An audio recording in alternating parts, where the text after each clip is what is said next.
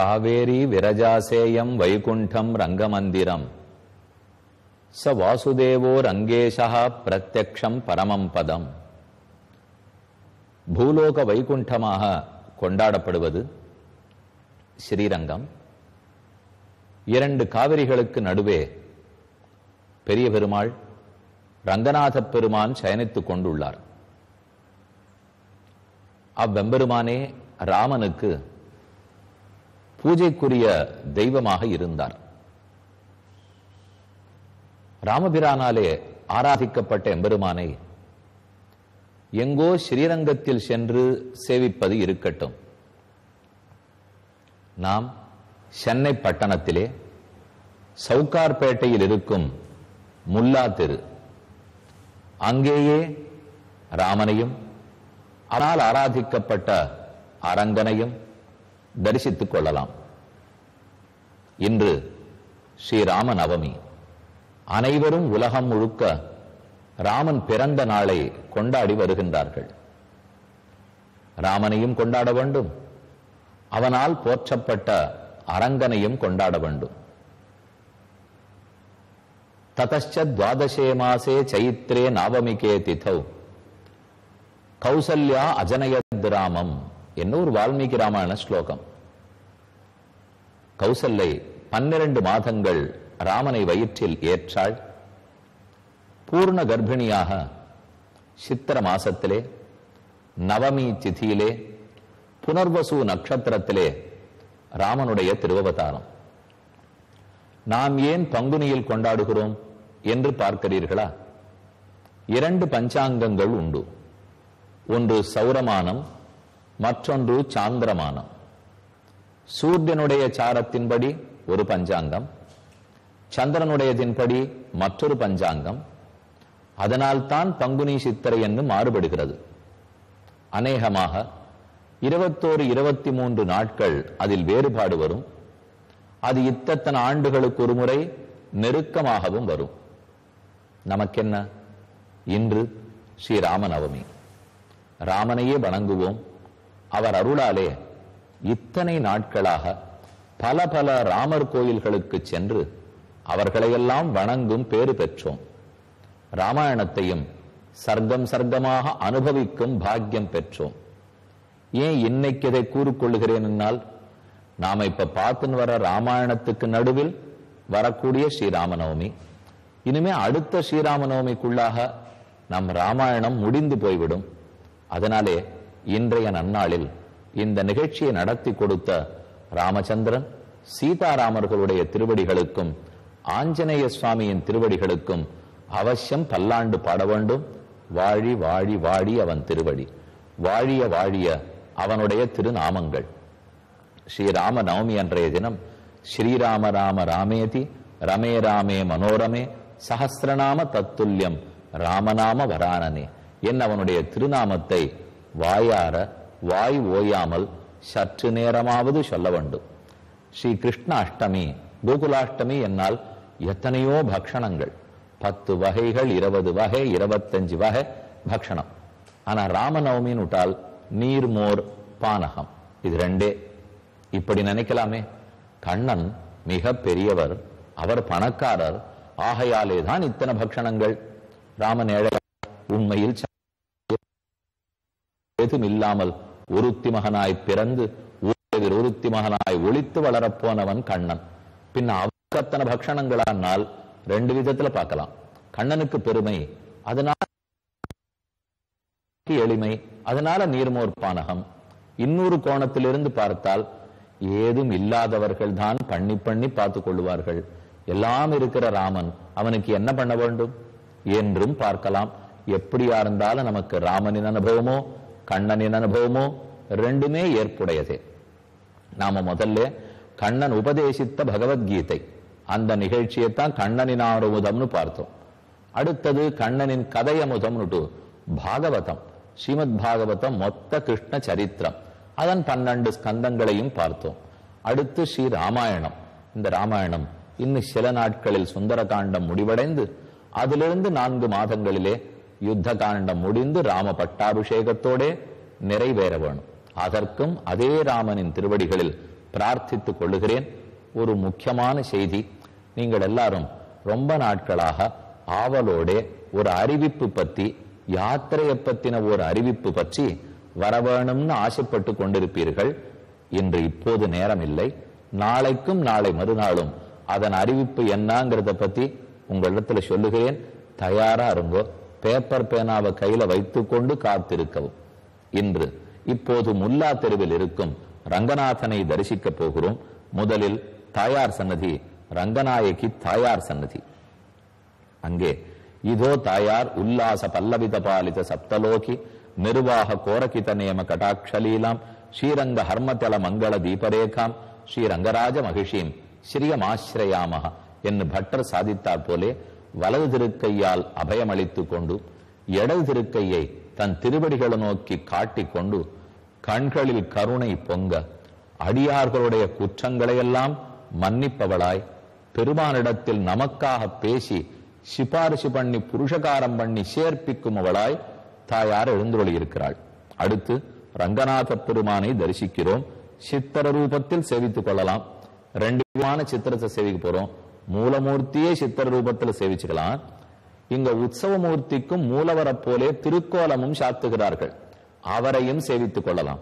இது முதல்ல மூலவர் சித்திர ரூபம். ரங்கநாதன் திருநாமமே தவிர ஸ்ரீரங்கத்து ரங்கநாதனை போலே இவர் இல்லை. இவ்வெம்பெருமான் 4 திருக்கரங்களோட உள்ளார். வலது திருக்கரத்தில் மேல்கரத்தில் சக்கரம், இடது மேல்கரத்தில் சங்கம். அதே போல வலது கரத்தால் கீழ்கலத்தால் அபயமும் சாதித்துக் கொண்டிருக்கிறார். இடது திருக்கையை கட்டிஹஸ்தமாய் தன்னுடைய முழந்தாளுக்கு அருகே வைத்துக் கொண்டிருக்கிறார். 4 தோள்கள் 4 கைகளோடையே சயனம். பாலரங்கநாதன் சொல்லலாம். என சின்ன சயனமாக எழுந்துருளி உள்ளார். உற்சவமூர்த்தி அவருக்கு இதே திருக்கோலம் சாத்துகிறார்கள். எல்லாரும் இந்த மூலமூர்த்தி திருக்கோலத்தை சேவிக்கணுங்கிறதுக்காக உற்சவரையும் சயன திருக்கோலத்தில் எழுந்துருள பண்ணி அவருக்கு பக்கத்தில் ஸ்ரீதேவி பூதேவி நாச்சிமார்கள் என்ன அவர்கள் இருவரும் உள்ளார்கள். நாபி கமலத்திலிருந்து பிரம்மா தோன்றி இருக்கிறார். இப்படி எல்லாரையும் இன்னைக்கு சேவித்துக் கொள்ளும் பாக்கியம் பெற்றோம். இனிமேல் நாம் அடுத்த நாள் சந்திக்கும் போது ராமச்சந்திரனை தரிசிப்போம். ரொம்ப அற்புதமான பட்டாபிராமர், ஆச்சரியமான ராமன் எழுந்துருளி உள்ளார். அவரை அடுத்து சேவிப்போம். இப்போது அடுத்த சர்க்கம். மதுவனத்தை அழிக்க முற்பட்டவனர் வானரோத்தமர்கள் எல்லாம். ததிமுகன் வந்தான், தடுத்தான், ஆனால் அவன் சொல் கேட்கவில்லை என்கிற சரித்திரங்களை பார்க்க போறோம். இப்ப நாம சுந்தர காண்டத்தில் 62வது சர்க்கம். தோட்ட காவலர்கள் வந்து தடுத்து பார்த்தும் வானரங்கள் நிற்கவில்லை. மேன்மேலும் மதுவனத்தை அழித்தார்கள். தானுவாச்ச ஹரிஸ்ரேஷ்ட ஹனுமான் வானவர்ஷப அவ்வக்ர மனசோயூயம் மதுசேவத வானராக. அங்க இருக்கிற தலைவர்கள் மைந்தன், திவிதன், ஹனுமான், அங்கதன், ஜாம்பவான் இவர்கள்லாம் பெருத்த தலைவர்கள். அதுல அங்கதனும் ஹனுமானும் பார்த்து மற்ற வானரங்களை பார்த்து கூறுகிறார்கள், இங்க உங்கள் ஆசைப்பட்டவருக்கு மது குடிக்கலாம். எவ்வளவு தேன் இருக்கிறதோ அதை குடியுங்கள். பிரத்யுவாச்ச பிரசன்னாத்மா பிபந்து ஹரையோ மது. உடனே எல்லா குரங்குகளுக்கும் கொண்டாட்டம். ஹனுமானே இங்க இருக்கிற பழங்களை சாப்பிடலான்னு சொல்லிட்டார், மது குடிக்கலான்னு சொன்னார். மதுன்னு சொல்லுவது தேனை குறிக்கும். அதனாலே ஆங்காங்கு ஓடி வருகிற தேனை குடிக்க ஆரம்பித்தார்கள். தே பிரபிஷ்டா மதுவனம் பாலான் ஆக்கிரமிய சக்திதா மதுனி துரோண மாத்திராணி பகுபி பரிகிரஹ்யதே. கையில நிறைஞ்ச அளவுக்கு எவ்வளவு தேன் கிடைக்குமோ, எத்தனை பழங்கள் கிடைக்குமோ எல்லாத்தையும் வாரி விழுங்கினார்கள். அபரே விரக்ஷமூலேஷு சாகாகிருக்கிய வியவஸ்திதாக. சிலர் மூலிகைகளையும் சிலர் பழங்களையும் சிலர் காய்களையும் உண்டனர். அப்ருவன் பரமோத்விக்னா கத்வா ததிமுகம் வசக ஹனுமதா தத்தவரைர் ஹதம் மதுவனம் பலாது. அங்கிருந்த எல்லா வானரங்களும் இப்படி செய்யறத பார்த்துட்டு, காவலாளிகளாக வானரங்கள் இருந்தாலும் இல்லையோ, ததிமுகனுடைய பிரதானமான ஆட்கள் அவர்கள்லாம் ஹனுமானே இதை அனுமதிக்கும் போது நாம் என்ன பேச முடியும்? இனிமே ததிமுகனிடத்துல போய் சொல்லுவோம். இனி எல்லாரும் அங்கு ஓடினார்கள். ஏதா கச்சத கச்சாமஹ வானராதிர்பிதான் பலேன ஆவாரயிஷ்யாமி பிரபுஞ்சானான் மன் மதுத்தமம் அத திருஷ்டுவா ததிமுகம் குருத்தம் வானர புங்கவாக அபியதாவந்த வேகேன ஹனுமத் பிரமுகான் ஸ்ததா. கடைசியாய் ஓ, இவர்களை வைத்து நம்மால திருத்த முடியல, நம்முடைய ஆட்கள் அனுப்பி வானரங்களை தடுக்கலான்னு பார்த்தா மேன்மேல் அவர்கள் பயந்து ஓடிவரா, நாமே வருவோம் என்று ததிமுகன் தன்னிடத்திலேருந்து எழுந்திருந்து வந்தான். ஆனால் அவனே ஆச்சரியப்படுற அளவுக்கு அங்கதனும் ஹனுமானுமே அவனை எதிர்த்து இங்க வரக்கூடாது, நாங்கள் அனுமதிச்சிருக்கோம், இப்படித்தான் நாங்க குடிக்க போறோம்னு அவனையே வரட்டுட்டார்கள். இது அவர் எதிர்பார்க்கல. ஜகாம சகசோத்பத்திய வனபாலைஹி சமன்விதா ராமஞ்ச லக்ஷ்மணன் செய்வ திருஷ்டுவா சுக்ரீவமேவச்ச. நேரே சுக்ரீவன் இருக்க இடத்துக்கு வந்தான். மதுவனத்திலேன்னு ஆகாசத்துல தாவினான். வேகமா ஒரே தாவலில் சுக்ரீவன் இருக்கும் கிஷ்கிந்தைக்கு வந்தான். அங்க ராமனும் லக்ஷ்மணனும் சுக்ரீவனும் எல்லாரும் ஓரோரு இடத்தில் இருப்பதை கண்டான். சமப்பிரதிஷ்டாம் ஜகதீம் ஆகாசன் நிபபாதஹ ச நிபத்திய மகாவீரஹ சர்வைஸ்தைஹி பரிவாரிதஹ. ஓடி வந்த ததுமுகன் தூரத்தில் சுக்கிரீவனை கண்டு அவனுக்கு செய்தி சொல்லணுங்கிறதுக்காக கீழே வணங்கினான். ச தீனவதனஹா பூத்வா கிருத்வா சிரசிச்ச அஞ்சலின், தலையால் வணங்கினான், கையால் வணங்கினான். அவ்வளவு வீரனார்ந்தும் அவனே ஏதோ பேச மாட்டாமல் நடுங்கினான். அவனுக்கு பயம். சுக்ரீவனுக்கு ரொம்ப பிரியமான மதுவனம், அது அழிந்து போயிடுத்துன்னு தெரிந்தால் அழிக்க விட்டுட்டோம்னு நமக்கும் பெரிய தண்டனை கிடைக்கும் என்று பயந்து சுக்ரீவஸ்யாசு தௌமூர்த்னா சரணோ பிரத்யபீடயது. அதை கண்டுகொண்டே இருக்கிறான் சுக்ரீவன். அடுத்த சர்க்கத்துக்கு போறோம். 63வது சர்க்கம். ததோ மூர்த்னா நிபதிதம் வானரம் வானரிஷபஹ திருஷ்ட்வை ஓத்விக்ன ஹிருதயஹ வாக்கியமேதத் உவாச்சஹ. கை கூப்பிண்டு நடுங்குகிற குரலோட கையெல்லாம் காலெல்லாம் நடுங்க பேசினான். உத்திஷ்டோத்திஷ்ட கஸ்மாத்வம் பாதையோஹோ பதிதோ மம. அப்ப சுக்ரீவன் பார்த்து சொல்றான், எழுந்திரு எழுந்திரு, எதுக்கு என் காலில் விழுந்து இப்படி நடுங்கி கொண்டிருக்கிறாய்? அபயந்தே பிரதாஸ்யாமி சத்தமேவ அபிதீயதாம். உனக்கு நான் அபயம் தரேன், நீ ஏனோ காலில் விழுந்து மன்றாடுகிறாய், உன்னை கொல்ல மாட்டேன், எழுந்திரு, உண்மை கூறு என்று கூறினான். அதுக்கு அவன் பதில் சொல்றான், உத்தாயச மகாப்ராஜ்ஞ வாக்கியம் ததிமுகோ பிரவீத். மெதுவே எழுந்திருந்து தைரியத்தை வரவழைத்துக் கொண்டு பேசினான். நைவருக்ஷரதாராஜன்னு நத்வயா நச்சபாலினா வனம் நிசிருஷ்ட பூர்வந்தே நாசிதன் தத்துவானரைஹி. உன்னால் பார்த்து பார்த்து கட்டப்பட்ட தோட்டம், ஓரொரு செடியும் அவ்வளவு ஆசையோட வளர்த்திருக்கிறாய். அந்த தோட்டத்தை முழுக்க அங்கு சென்று திரும்பி வந்த தெற்கு நோக்கி படை அனுப்பினாயே, அந்த வானரர்கள் அனைவரும் அழித்து விட்டார்கள். ஞவாரயமகம் சர்வானு சகைபிர் வனச்சாரிபிகி அச்சிந்தயித்வா மாம் திருஷ்டா பக்ஷயந்தி பிபந்திச்ச. எவ்வளவோ என் ஆட்கள் தடுத்து பார்த்தார்கள், அவர்களையும் அடிச்சுட்டார்கள். நானும் போய் தடுத்தேன், நானும் உதைப்பட்டு கொண்டேன், எங்களால் அவர்களை தடுக்க முடியவில்லை. ஏவம் விஜ்ஞாபியமானந்தம் சுக்ரீவம் வானரஷபம் அபிருச்சத்தம் மகாப்ராஜ்ஞோ லக்ஷ்மணஹா பரவீரஹ கிருஷ்ணம் மதுவனம் செய்வ பிரகாமம் தைச்ச பக்ஷதே.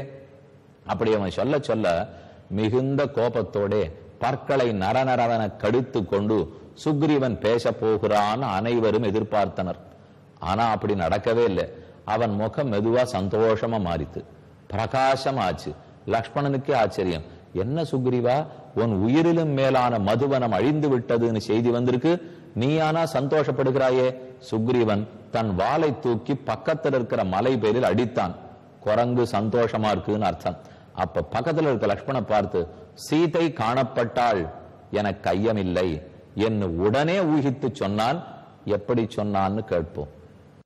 இந்நிகழ்ச்சி ஸ்ரீராமனின் அருளமுதமாக வழங்கப்பட்டது.